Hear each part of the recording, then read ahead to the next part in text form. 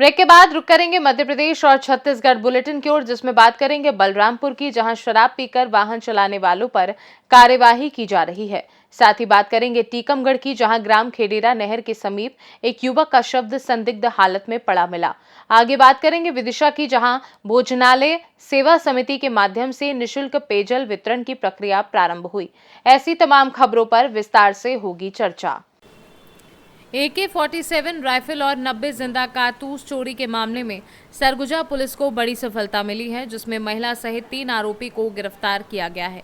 दरअसल गांधीनगर थाना क्षेत्र अंतर्गत डेयरी फार्म के पास एक घर से AK-47 सर्विस राइफल और 90 राउंड जिंदा कारतूस की चोरी के साथ सोने चांदी का मामला सामने आया था, जिसके बाद से ही सरगुजा SP के निर्देश पर एडिशनल SP और CSP नेतृत्व में टीम बनाकर महिला सहित 3 शातिर चोरों को गिरफ्तार किया गया। पुलिस ने आरोपियों के पास से चोरी की गई राइफल कारतूस के साथ साथ सोने चांदी के जेवरात भी बरामद किए। गौरतलब है कि गांधीनगर निवासी आरक्षक आशीष तिर्की के सूने मकान को निशाना बनाकर आरोपियों ने इस बड़ी वारदात को अंजाम दिया था। पकड़े गए तीनों आरोपी आरक्षक के ही पड़ोसी हैं, जो पूर्व में भी कई चोरी की घटना में लिप्त रहे हैं। फिलहाल पुलिस ने तीनों आरोपियों के खिलाफ विभिन्न धाराओं के तहत मामला दर्ज कर उन्हें न्यायालय में पेश किया है, जहां से तीनों आरोपियों को जेल भेज दिया गया है। 1 और 2 अप्रैल के दरमियानी रात को एक चोरी की घटना हुई थी, जिसमें प्रार्थी आशीष तिर्की, जो कि बलरामपुर में पदस्थ एक आरक्षक है, उसने रिपोर्ट दर्ज कराई थी कि उसके यहाँ चोरी हुई है, जिसमें उसके घर के गहने और साथ ही साथ AK-47 3 मैगजीन और 90 राउंड की चोरी हुई है। तो जैसे ही पुलिस को इस चोरी के बारे में पता चला, तो पुलिस ने पूरी ताकत से इस चोरी का पर्दाफाश करने के लिए मेहनत की, जिसमें जितने संदिग्ध चोर थे जो पहले चोरी के प्रकरणों में गए हुए हैं, उनको वेरीफाई किया गया। CCTV कैमरे देखे गए, मुखबिर से सूचना प्राप्त की गई। CDR एनालिसिस और साइबर एनालिसिस के माध्यम से हमको 2 लोगों के ऊपर शक हुआ। ये 2 मुख्य आरोपी थे, सागर चौहान और प्रहलाद वासुदेव चौबे। तो इनकी तलाश की जा रही थी।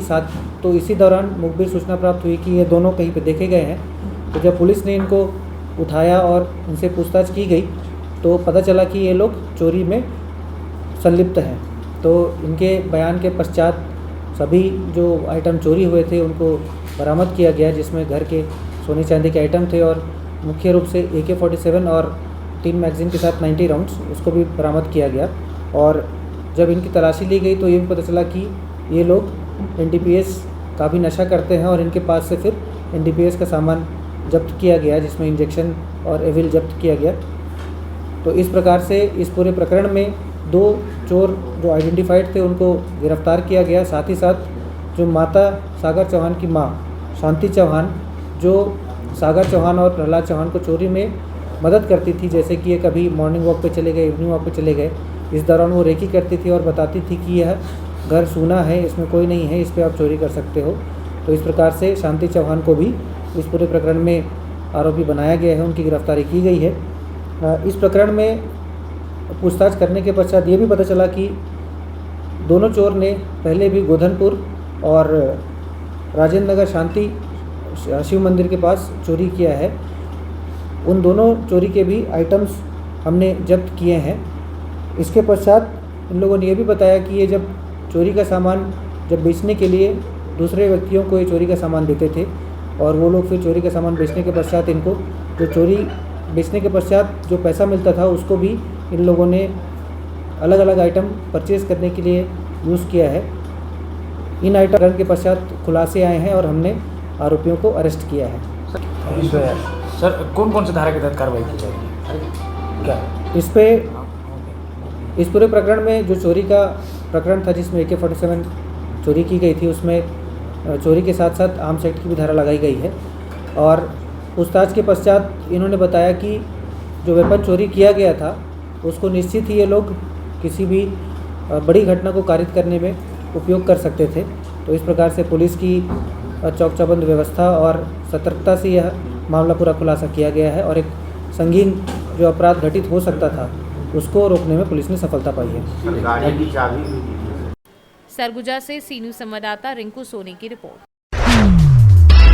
मुख्यमंत्री विष्णुदेव साय के निर्देश अनुसार ये त्योहार जन समस्याओं के त्वरित समाधान, जन कल्याणकारी योजनाओं की समीक्षा एवं जन संवाद को सशक्त बनाने हेतु 3 चरणों में आयोजित किया जाएगा। सुशासन त्योहार 2025 के माध्यम से आम जन की समस्याओं का समाधान तत्परता से करे ताकि उन्हें कहीं और भटकना ना पड़े। आवेदन संग्रहण तक 8 अप्रैल से 11 अप्रैल तक ग्राम पंचायत मुख्यालयों, नगरीय निकाय कार्यालयों, जनपद पंचायत कार्यालय एवं कॉमन सर्विस सेंटरों में सुबह 10 बजे से शाम 5 बजे तक आवेदन प्राप्त किए जाएंगे। समाधान पेटियां लगाई जाएंगी ताकि आमजन अपनी समस्याएं निसंकोच लिखकर डाल सकें। सभी प्राप्त आवेदनों को स्कैन कर ऑनलाइन पोर्टल पर अपलोड किया जाएगा। प्रत्येक आवेदन को एक विशिष्ट कोड के साथ पावती प्रदान की जाएगी। संबंधित विभागों को आवेदन ऑनलाइन व भौतिक रूप से भेजे जाएंगे और 1 माह के भीतर गुणवत्तापूर्ण निराकरण सुनिश्चित किया जाएगा। समाधान शिविर 5 मई, 31 मई, प्रत्येक 6 मई से 15 पंचायतों के मध्य समाधान शिविरों का आयोजन किया जाएगा। इन शिविरों में मौके पर ही समस्याओं का निराकरण किया जाएगा। शेष आवेदनों का समाधान 1 माह के भीतर पूरा किया जाएगा। नगरीय निकायों में भी इसी प्रकार के शिविर आयोजित होंगे। बैठक में अपर कलेक्टर अनिल बाजपेयी, जिले के सभी एसडीएम सहित विभिन्न विभागों के जिलाधिकारी उपस्थित थे। बेमेतरा से सी न्यूज संवाददाता संजू जैन की रिपोर्ट। पर छत्तीसगढ़ के बलरामपुर से है, जहां पुलिस अधीक्षक बलरामपुर के निर्देश पर थाना रघुनाथ नगर पुलिस द्वारा अवैध शराब बिक्री, परिवहन करने वालों एवं शराब पीकर वाहन चलाने वालों पर लगातार कार्यवाही की जा रही है और लगातार हो रही कार्यवाही के कारण शराब पीकर वाहन चलाने वालों की संख्या में कमी आने से क्षेत्र में सड़क दुर्घटनाओं में भी कमी आ रही है। बता दें कि थाना रघुनाथ नगर की बड़ी कार्यवाही सामने आई है। उत्तर प्रदेश से अवैध रूप से अंग्रेजी शराब परिवहन कर छत्तीसगढ़ में खपाने ला रहे 2 आरोपियों को रघुनाथ नगर पुलिस ने गिरफ्तार किया है। आरोपियों के कब्जे से 41.28 लीटर अवैध अंग्रेजी शराब जब्त की है।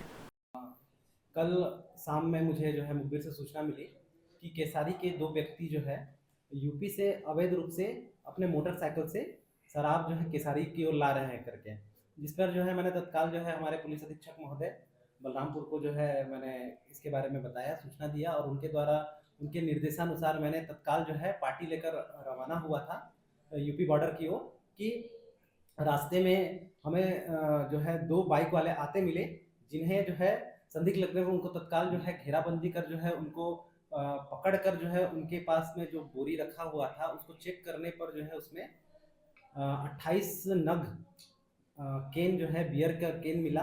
साथ में जो है 96 नग जो है पेपर बोर्ड में 180 ml वाली जो आती है उसमें विस्की था।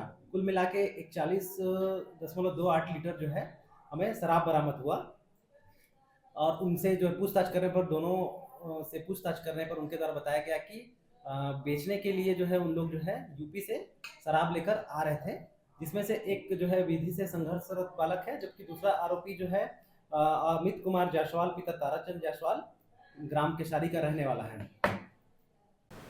बलरामपुर से सी न्यूज संवाददाता चंद्रकांत की रिपोर्ट।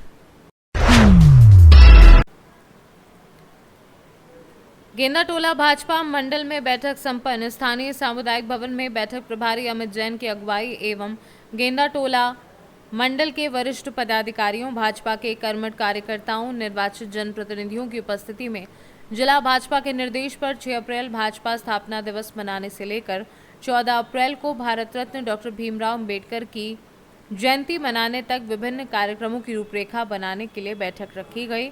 उक्त बैठक में मंडल अध्यक्ष द्वारा संगठन की गतिविधियों की विस्तृत जानकारी दी गई एवं प्रभारी द्वारा 6 अप्रैल को मंडल के सभी बूथों में भाजपा स्थापना दिवस मनाने के लिए कार्यकर्ताओं के घरों में पार्टी का झंडा फहराने से लेकर कार्यकर्ताओं द्वारा प्रत्येक बूथों में पदयात्रा करने, 8 या 9 अप्रैल को सक्रिय सदस्यों का सम्मेलन करने, गांव मोहल्लों में स्वच्छता अभियान चलाने, शासन की विभिन्न योजनाओं के लिए हितग्राहियों से वार्तालाप करने, शासकीय कार्यालय का दौरा करने से लेकर 14 अप्रैल को भारत रत्न डॉक्टर भीमराव अंबेडकर की जयंती ग्राम खुर्शीपुर में मनाने का तय किया गया तथा भाजपा के विभिन्न कार्यक्रमों की विस्तृत जानकारी दी गई। उक्त बैठक में भारतीय जनता पार्टी के कार्यकर्ता बड़ी संख्या में उपस्थित थे। छुरिया से सी न्यूज संवाददाता राधेश्याम शर्मा की रिपोर्ट। ग्राम खेडेरा नहर के समीप 45 वर्षीय युवक का शव संदिग्ध हालत में पड़ा मिला, जिसकी पहचान हुमान अहिरवार के रूप में की गई। इसकी सूचना ग्रामीणों द्वारा पुलिस को दी गई और पुलिस मौके पर पहुंची। मर्ग कायम कर सामुदायिक स्वास्थ्य केंद्र भेजा गया, जहां पर डॉक्टरों द्वारा पोस्टमार्टम कराया गया। पोस्टमार्टम रिपोर्ट के आने के बाद ही स्पष्ट हो पाएगा और पुलिस जांच में जुटी है। टीकमगढ़ से सी न्यूज संवाददाता ऋषि राज चौधरी की रिपोर्ट।